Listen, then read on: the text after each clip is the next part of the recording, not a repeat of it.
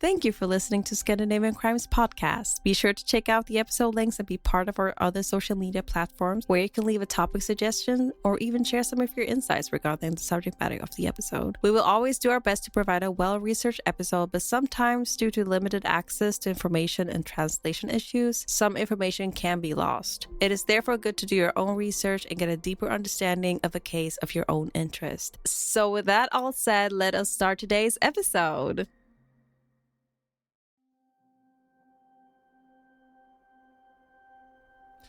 Welcome to another episode of Scandinavian Crimes. My name is Devante, and say hello to my lovely co-host, Delila. Hi. And on this podcast, we cover famous Scandinavian criminals who made their mark throughout Scandinavian history. So welcome back to another episode. Yes, like I said, I was sick previously, then we dropped the episode, then Delila was sick. Yeah, there's just something going around right now that no one wants to talk about. But anyways, this episode is going to be a very interesting episode, and it will be a two-parter. So this episode and the next one will be tied in together. It's a very interestingly juicy and succulent story. But what's interesting about this story is this takes place in a small community of Granstad, just outside of the town of Knutby in Uppsala. Well, in Uppsala, as you know, Delila would say. A chilling incident unfolded on January 10th, 2004, marking what would later unravel to be known as the Knutby drama.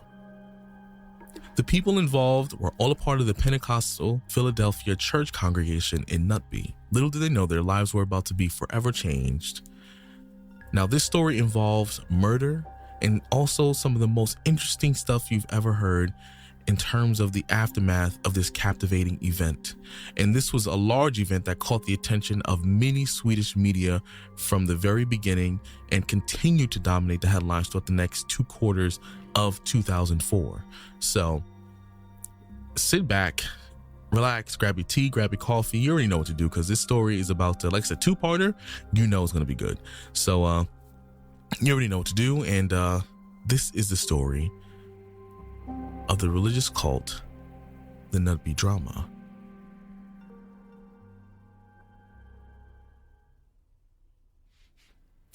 Knutby, Philadelphia stands as one of the most prominent cults in Swedish history, masquerading as a conventional Pentecostal congregation. Its adherents forfeit their lives to pursue a higher purpose and a tightly knit community. Despite the sensational murder and attempted murder in 2004, the leadership has persistently claimed the congregation's well-being. However, for years, there has been a pattern of erasure, degradation, with individuals awakening to the extent of their deception, realizing the toll it has taken on their lives and the lives of their children. Former pastors and members alike remember Åsa as a compassionate, approachable figure deeply invested in people's well-being. Her magnetic personality left a lasting impression, elevating her to a reverend and charismatic preacher. Åsa was born in the mid-60s in Örebro. She was the granddaughter of one of the most influential figures in the Pentecostal movement, Willis Sawe, who succeeded the movement's founder, Lewi Petrus. As his granddaughter, Åsa was already perceived as a holding and had a significant role in the Pentecostal belief system, expected to continue her grandfather's legacy. At the young age of 25 in 1990, she assumed the role of children's pastor at the Pentecostal church in Uppsala. During this period, Patrick Waldo crossed paths with Åsa, who would later become her husband, joining the youth choir at just 15 years old. With a decade's difference in age between them, their relationship began. After 2 years in Uppsala, Åsa divorced her then husband and was relieved of her pastoral duties, and was also faced with huge and significant criticism. These challenges left Åsa feeling isolated from the congregation, prompting Patrick to invite her to his hometown of Knutby. He informed his parents about their relationship, which they were unaware of until Åsa moved in. Patrick and Åsa ended up getting married the day after he graduated from high school. Before Åsa arrived in Knutby in 1992, 2 prophecies were foretold about her coming. These prophecies were conveyed by 2 different preachers, where one announces that God has a plan for the Knutby congregation and the town, and that something incredible would happen. The second prophecy predicts the arrival of the Lord's servant in Knutby, a figure who had been scorned and slandered. Despite arriving wounded and hurt, God will perform miracles through this person. Embracing the person in your home will bring about incredible events. Patrick's parents were aware of these prophecies, and so they welcomed Åsa into their home, thinking she was the person from the second prophecy. Following her time in Uppsala, Åsa preferred not to engage in the church community. However, she found a very strong sense of belonging in Knutby. It was from there that she received the congregation's message mentioned earlier, to embrace the misunderstood individual who would come. Åsa arrives in Knutby, ill-reputed, slandered, wounded, and hurt. When she saw herself in the prophecy, she began her journey to fulfill it. Åsa assumes the role of pastor in Knutby, Philadelphia, giving the Pentecostal congregation a new life. Thanks to her preaching, many young people relocate there, causing the congregation to grow twofold within a few years. Initially, it fosters a delightful atmosphere of community as well as warmth. It becomes a welcoming place where everyone feels at home, almost like a family. During this period, another member who joins is Sarah Svensson, later known as the Nanny, and eventually convicted of murder and attempted murder. At 21 years old, she arrived in Knutby to attend the congregation's Bible school. She is described by members as a resilient individual with boundless energy as well as dedication. Sarah becomes a notable presence in the community as well. In 1997, the Knutby congregation welcomed a new leader, Helge Fossmo. He and Åsa crossed paths, and she visited his home church in Kristinehamn. Soon after, he located to Knutby with his wife and 2 children. Helge was known for his jovial and humorous nature, making him instantly likable by many people. He was highly knowledgeable about the Bible and intellectually sharp, and excelled in administrative tasks.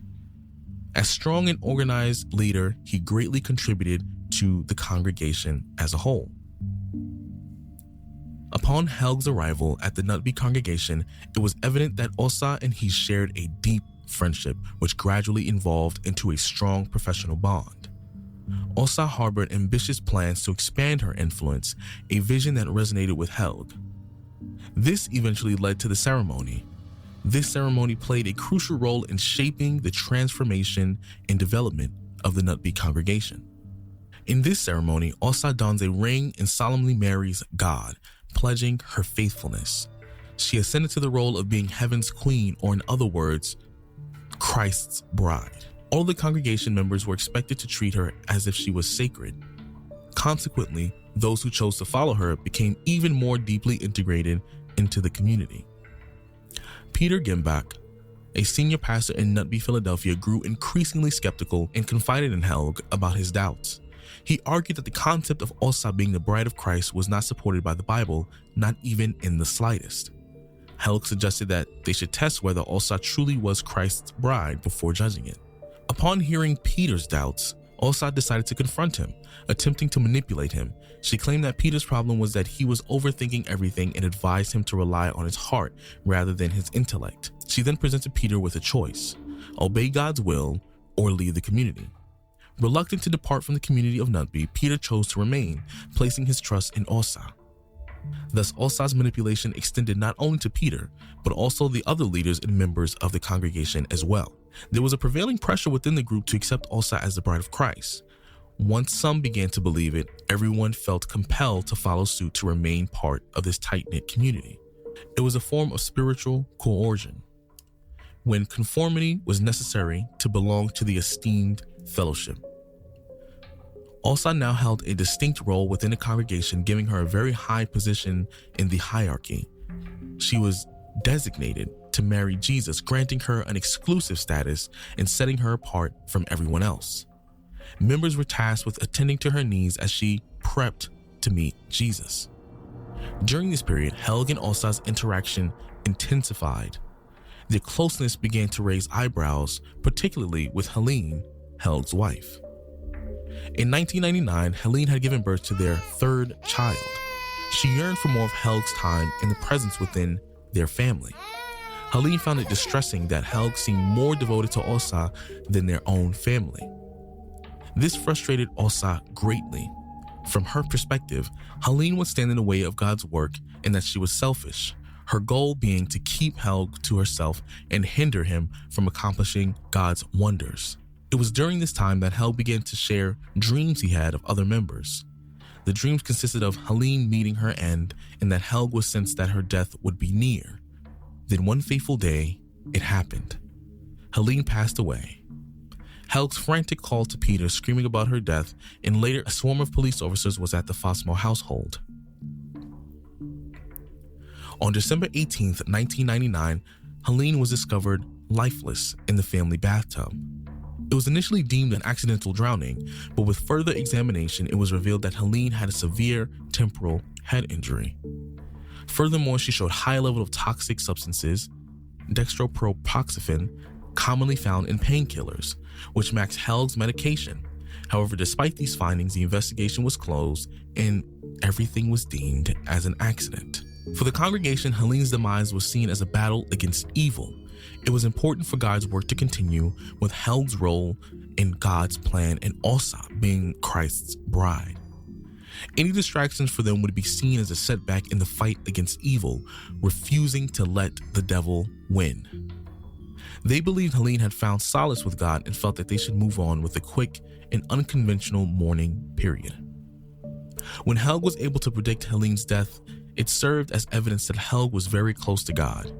This prediction meant that he received a message from God about the event that no one could have predicted outside of himself. This granted Helg a spiritual authority in the community that grew stronger over time.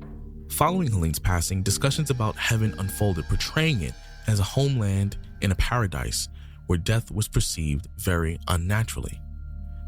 The Knutby congregation transitioned from a small paradise filled with positive energy to fear and apprehension. Many members started to become anxious about death. They feared being taken to heaven, doubting their worthiness and their faith in God. It was particularly the women in the community who felt this fear. Subsequently, they began to gather at Åsa's and serve her, becoming her handmaids. Serving her became a source of pride, bringing joy along with it.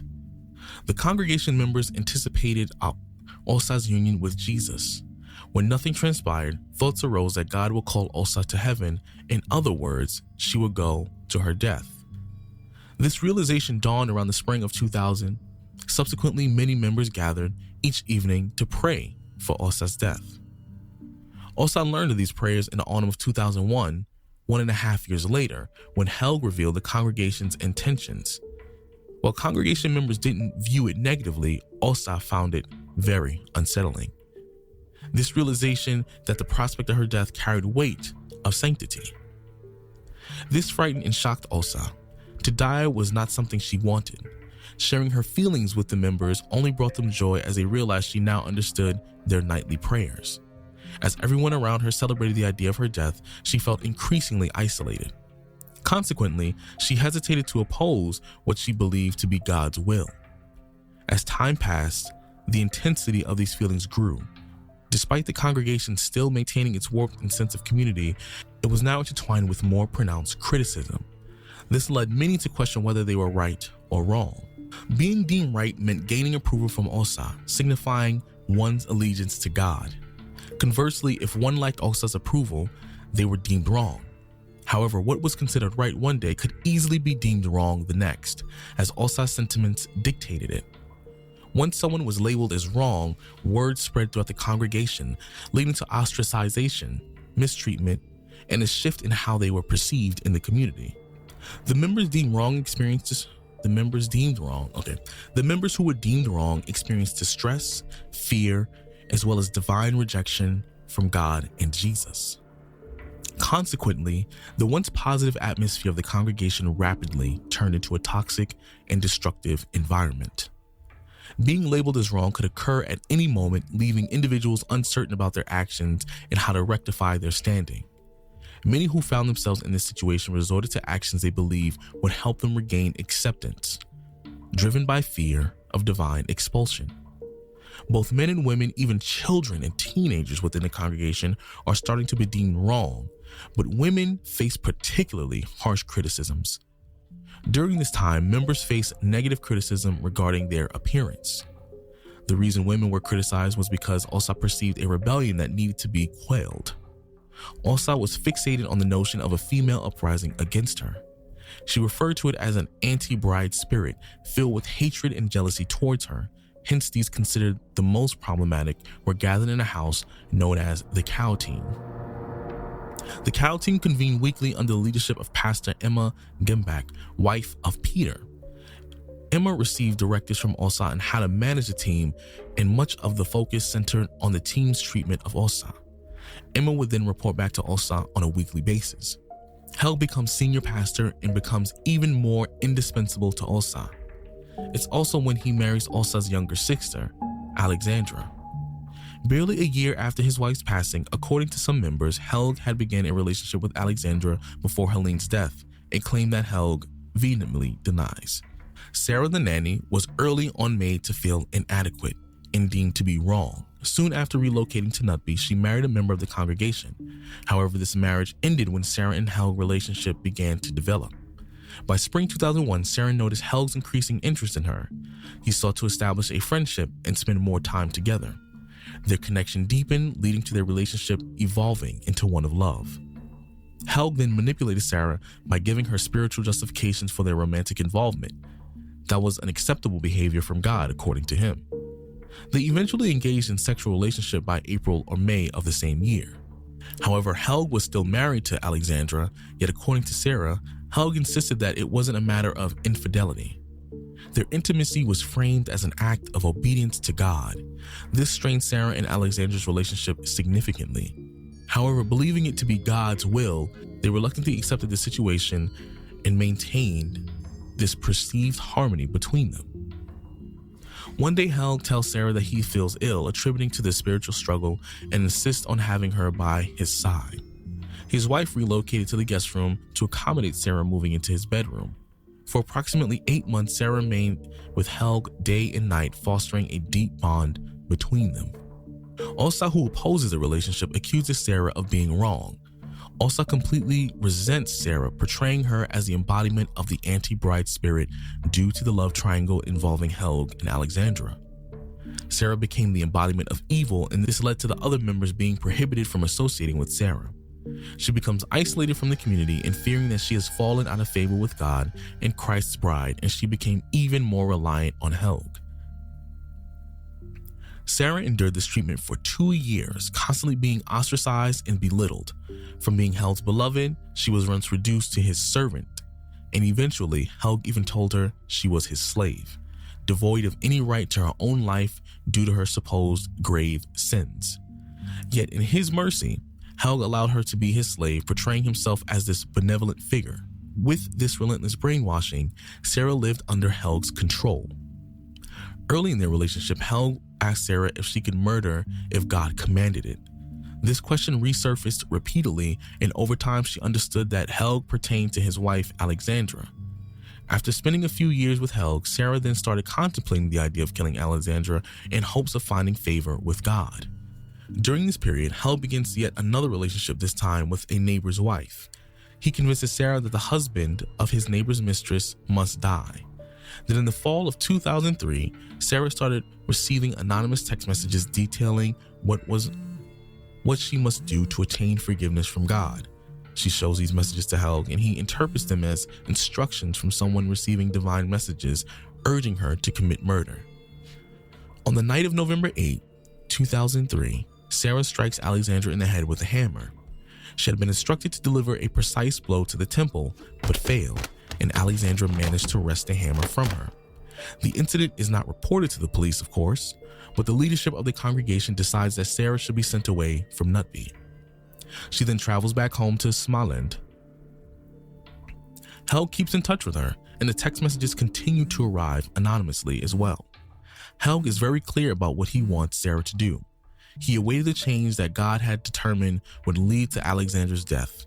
He tried to guilt trip her, saying his well-being depended on Sarah, as he felt unwell if Sarah did not murder Alexandra. Sarah recounts how she genuinely wanted to help, to which Helg responded to merely stating a desire to help was not enough. She has to murder Alexandra. Sarah responded by emphasizing that it needed to be a plan that she could handle safely. Helg's suggestion was for her to liquidate her investments and buy a weapon. Sarah questioned whether Helg believed she could attain forgiveness from God by taking such actions, to which Helg affirmed. In the end, Sarah took the necessary steps as instructed by the anonymous messages. Despite numerous failed attempts to acquire a weapon, Sarah eventually acquired a firearm in Stockholm. On the night of January 10th, 2004, she then heads towards Knutby. Loading the revolver, she bypassed the open laundry door, proceeding to the living room area where she retrieved her phone. Despite hoping for a message instructing her to cease, she received no such message. Compelling her to rationalize that she must proceed for the sake of God's wish, approaching Alexandra, she fired a shot at her body, followed by another at her head. Helg had instructed her to aim for the head, but Sarah wasn't sure if she had hit it properly, so she fired another shot. She then exits the room. While leaving, she feels a sudden urge to be cautious, prompting her to return to the living room. There, upon seeing Alexandra bleeding, Sarah realizes that she's dead. Afterwards, she goes outside and reloads a revolver, mentally preparing herself for what she must do next with the neighbor's husband. When Sarah finishes the first act, she heads to the neighbor's house and knocks on their door. There is where the mistress Helg was involved, Daniel Linde, resides. When her husband Daniel Linde opens the door, Sarah shoots him in the chest and the face, then flees the scene. Despite her efforts, Daniel actually survives, but with severe injuries. Sarah is quickly apprehended and confesses to the murder and attempted murder. Initially, she claims that they have acted alone, but the police soon suspect the involvement of another person. Not long after Sarah's arrest, they also arrested Helg.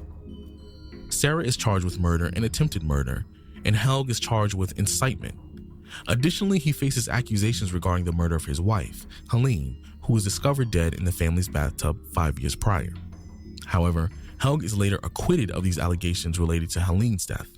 Following the trials, Helg is convicted of incitement of murder and attempted murder, while Sarah is sentenced for murder and attempted murder. In the ruling, the district court explains he had motives and exerted significant influence over Sarah for an extended period of time. Hence, he was sentenced as if he wielded the weapon himself. He received a life sentence, which he continues to serve until today. Sarah was sentenced to forensic psychiatric care and has been free since 2011.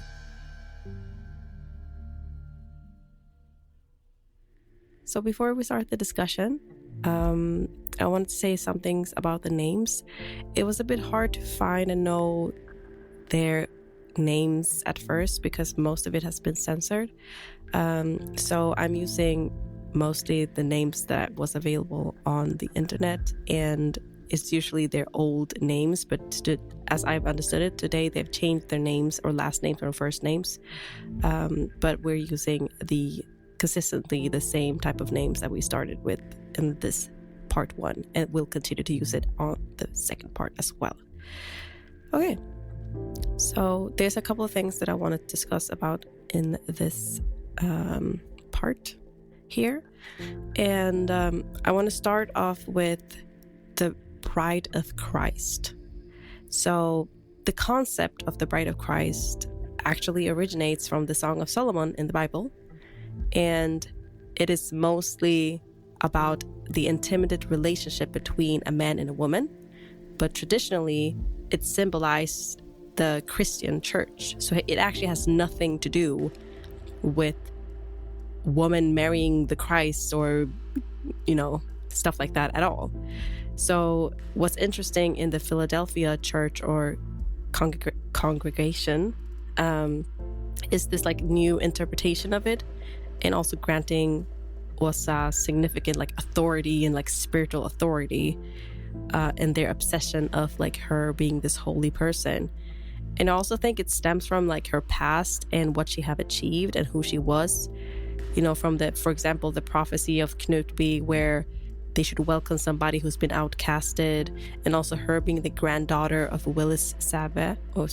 Oh my God, I should have said that in Swedish. Willis Säve. And, you know, she was already deemed to be like this holy person to begin with. And I can understand that they kind of were like obsessed with that in a way. But I feel like she was kind of manipulating a lot of them in a way as well. So what do you think about the whole like Bride of Christ thing? You know, it's interesting. At least it's interesting for me, because a lot of what I've seen when it comes to people marrying like so-called like godlike figures or deities, I know also that happens a lot in like a cult, as in like, you know, I wouldn't say devil worshippers specifically, but people who just worship other forms of gods or even demonic forces. There seems to be like this marrying thing that's a common theme, where it's supposed to represent, like you said, this connection to the higher spirituality of the, I guess, whatever belief that they're in. And it just goes to show like how even in different religious forms and sects and whatever like that, like marriage itself represents more, like it symbolizes this union of, you know, mind, body, and soul, and how something that's, I guess, in theory, because, you know, it's controversial whether or not you believe marriage was made for, you know, legitimate reasons, but it takes something that's perceived as like this pure and, you know, beautiful thing, and then how it can, I guess, be corrupted based on people's beliefs and perspectives on the situation. It just goes on and on. Like it just develops and just becomes truly toxic in the end, honestly. Yeah, so it's just like one of those things. It's like, it's so consistent in so many different cultures, and it does almost the same identical thing across the cultures, but then, you know, it's perceived differently based on what your personal beliefs are. But like I said, the corruption of it, I guess, is what's, in this case, I think is corruption, because, you know, the marriage wasn't used as a form of connection. It was used as manipulation of others. So that's how I feel about that whole marriage of Christ thing, or how they thought or believed it was. Yeah, it actually was one of the key points of when it kind of started becoming this sect kind of mentality.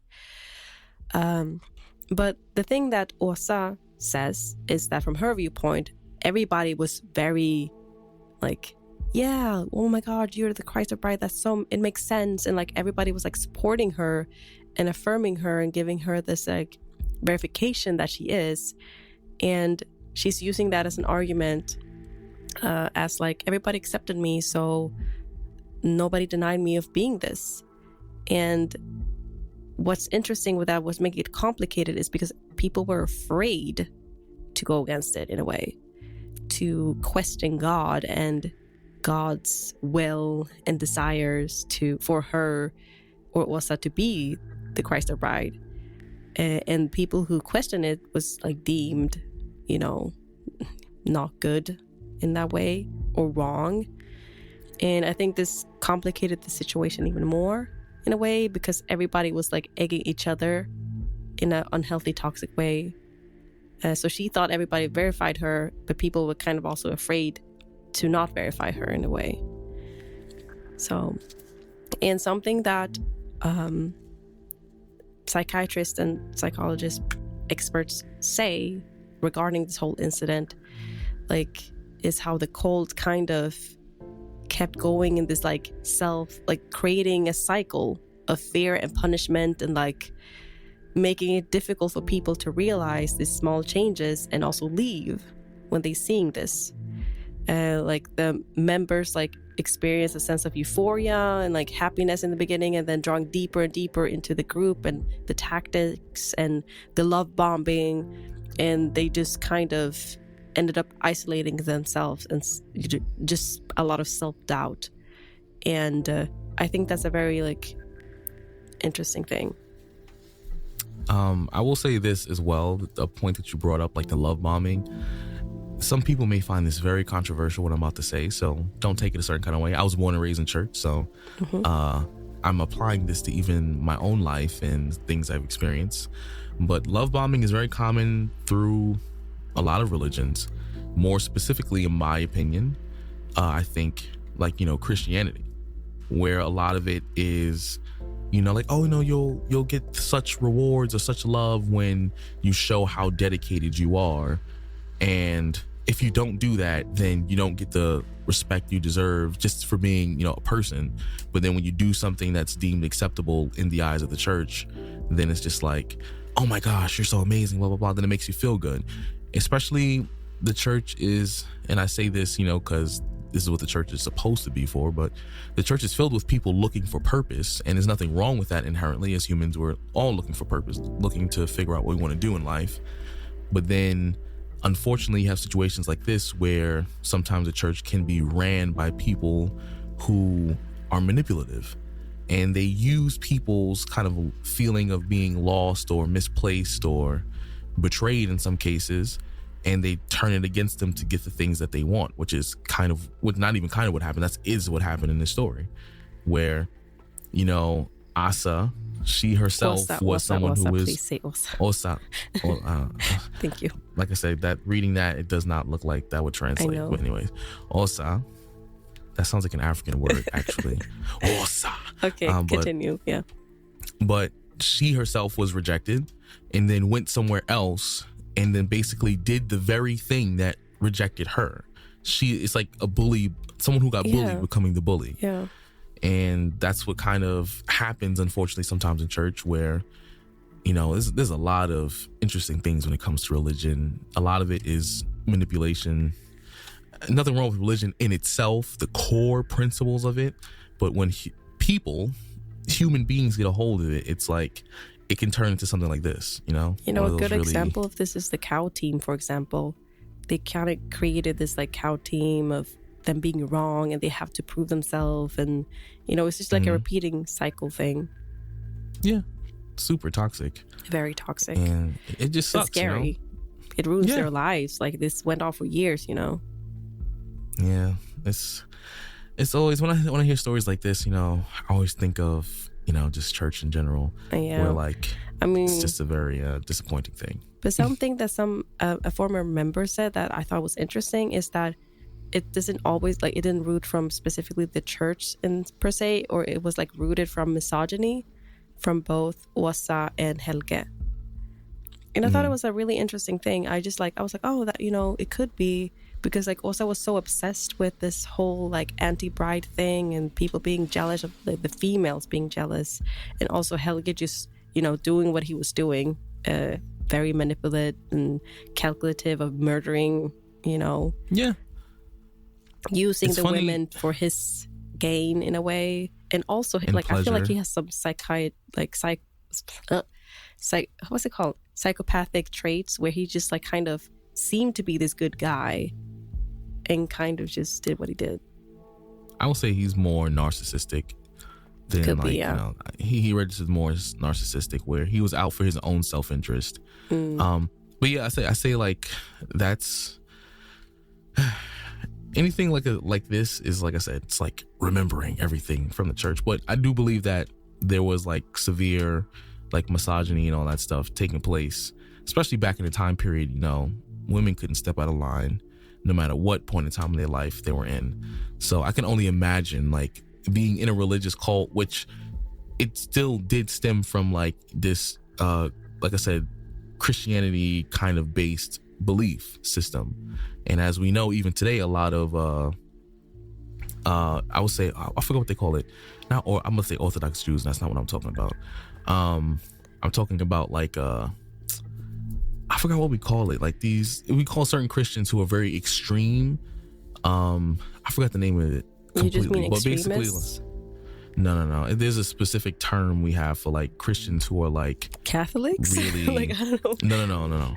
There's a term that's for like I said, extremist Christians, Christians who take things so serious. Maybe. Dang, I forgot the term. I don't know. That was gonna bother me the entire time. Well, either way, we're not trying to bash on Christians or other religious or smaller groups of Christian beliefs. This is deemed and seen as a sect that stems from Christian beliefs, but it kind of developed into a toxic version of it. So we just want to clarify that. And we're also going to talk more about that later on the second part of the this episode. But do you remember the word, or do you want to continue on? I'm trying to look it up right now. Yeah, you're stuck about that. Because my thought is not going to move past it until I can figure out the term. Is it okay? I used to go to this Christian school, and I forgot what it was. It's bothering me so badly. In that case, if you're okay with that, while searching for the word, I will continue on to another topic that I wanted to talk about, the trial. A lot of things that I didn't I want to talk about is how they actually trying to draw parallels between Helene, maybe you should say it that way, Helene and Alexandra's death or murder. And they talked about, how Helene was like, how could she fall when the injury was in a temporal way? There's no way for it to be an accident. And how can she have so much toxic substance in her system that also is the same as Helge? And, they tried to bring that up in the trial and was kind of thinking that, they might be related and he might be the culprit and, proving the point that he might have done the murder. But Helge's lawyer was criticizing this or the prosecutor's decision to revive the old case of Helene's death. And he kind of argued it's inappropriate to take that up because that already been judged and dealt with. So why even bring it up? But I think it's important for you guys also to know that it's very, very similar in a way. And I think it's just strange how everything was just a coincidence in a way. But either way, Helge was charged fully. And even though he denied everything, later on in 2019, he kind of stated that he cannot fully endorse or the prosecutor's account and charges because it kind of does not entirely reflect on reality, which it's more complicated than that. And he also acknowledged now that his decisions and actions actually resulted in somebody's death, which he did not do before. So he's kind of realizing things, but he's trying also to kind of not put the blame on him in a way, saying that because of the sect, everything is more complicated now and stuff like that. So I think that's important to take into account. But yeah, this first part is, very intensive. And the second part is also, getting a deeper understanding how the sect kind of continue on. And yeah, that's pretty much what I wanted to say.